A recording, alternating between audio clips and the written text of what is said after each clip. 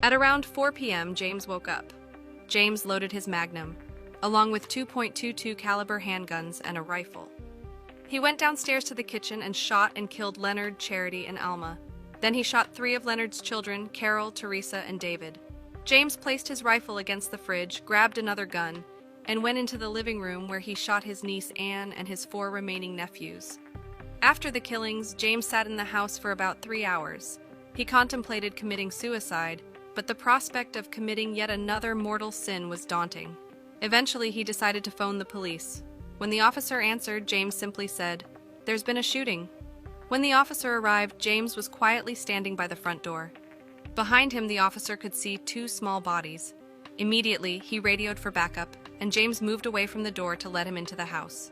The living room and kitchen were described as utter carnage, with so much blood that it dripped through the floorboards into the basement below.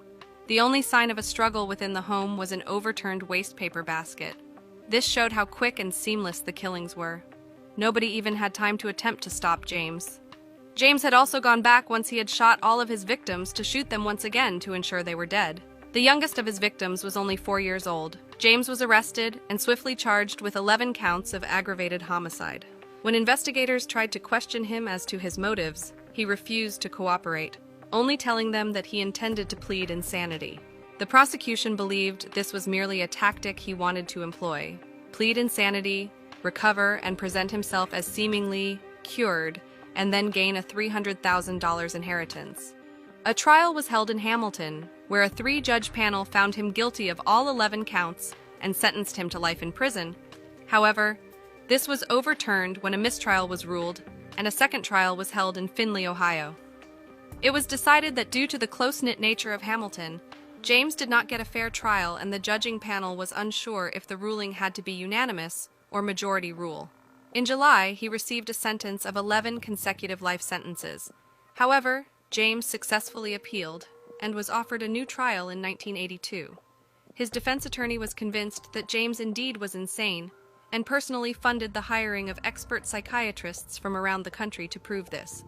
This attempt managed to convince the 3-judge panel, and while James was convicted of 2 counts of aggravated murder for Charity and Leonard, he was found not guilty by reason of insanity for the other 9 counts.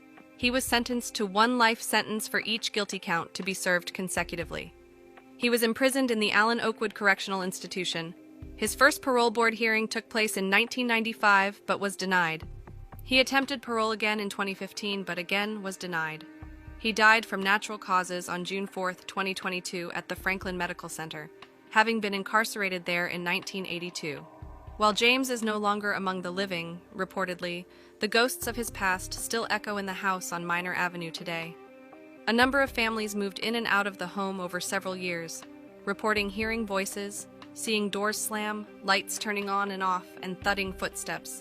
The house was abandoned for some time before another family took up residence.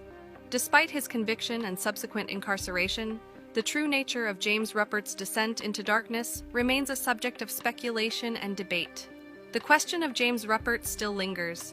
Was it insanity or the motivation of revenge and money? Or was it simply a man who had been sent over the edge and realized he had gone too far to turn back?